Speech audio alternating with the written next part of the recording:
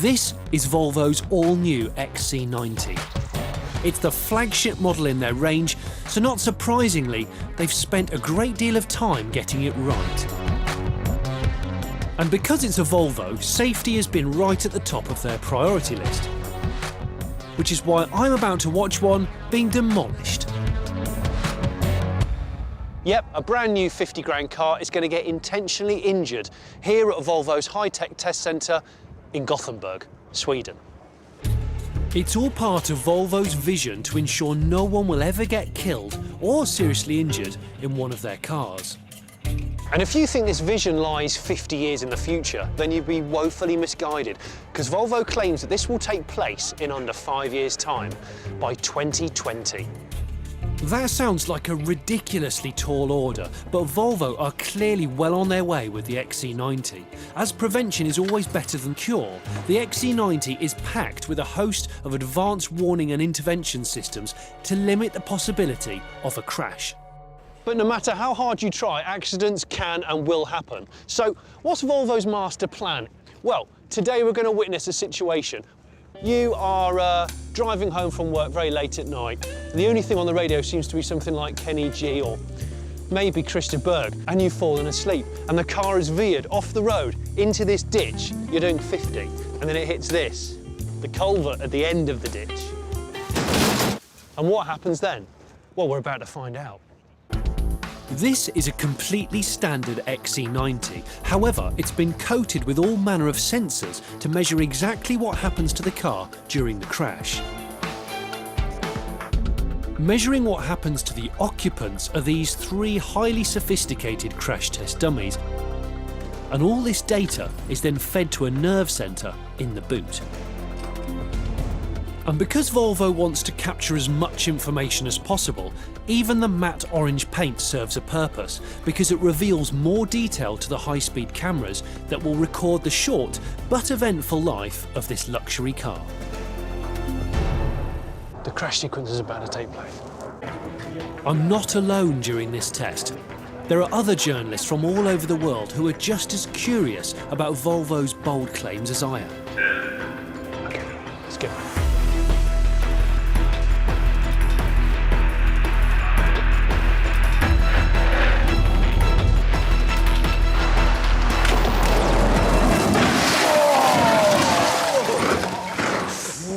Mikey. Initially, the gravel ditch doesn't present any danger. However, the culvert at the end is another matter, because hitting that at 50 miles an hour is enough to launch the Volvo skywards. That's over 2 tons of Swedish metal now airborne. On board, the driver and passenger airbags deploy at the moment of impact, giving essential protection from any frontal surfaces. As the vehicle lands, the front driver's wheel takes the full force and shears completely in half. Finally, as the car bounces and skews left, the airbags on the right-hand side are triggered. I join the media scrum to take a closer look at the damage. So immediately you notice that the front wheel has been shattered and pushed back. But actually, when you look at the face of the car, it doesn't look that badly damaged. And critically, the A-pillar, which is the thing that a lot of experts will look at, doesn't look like a lot of deformation of the A-pillar, and that's obviously where stuff can intrude into the cabin, you know, crushing feet, legs, that sort of thing.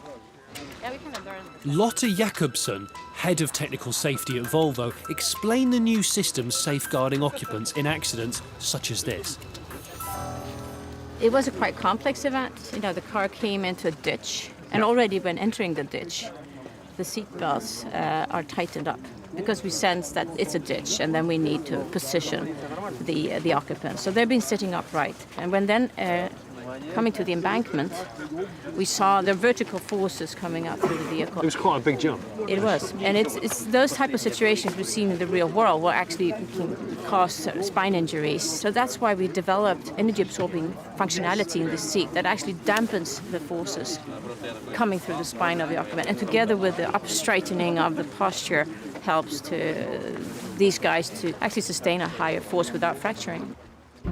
Previous crash test data has revealed that people tend to move around a lot in a collision, so the seatbelts are able to tighten by as much as 10 centimetres in 0.1 seconds. Coupled with the new deformable seat design, Volvo has been able to reduce spinal injuries by a third. How does the car sense the severity of the incident which it's about to happen? This car uses the accelerometers and the gyros in the car only. You could, of course, add more information with other sensors as well, but this one detects the situation by feeling the changes of motions in the car. So we have trained the car and the sensors to recognize a situation like the ditch, as compared to somebody just driving around. Yes.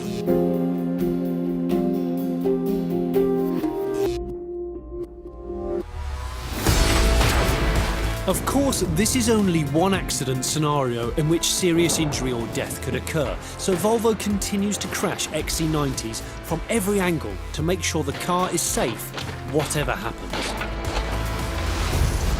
But perhaps you're thinking the type of incident we've witnessed today is unlikely to happen to you. Most of us presume that serious injury or worse in a car would be the result of a collision with another vehicle. But actually, here in Sweden, that doesn't seem to be the case, because research says that a third of all accidents take place involving just one car.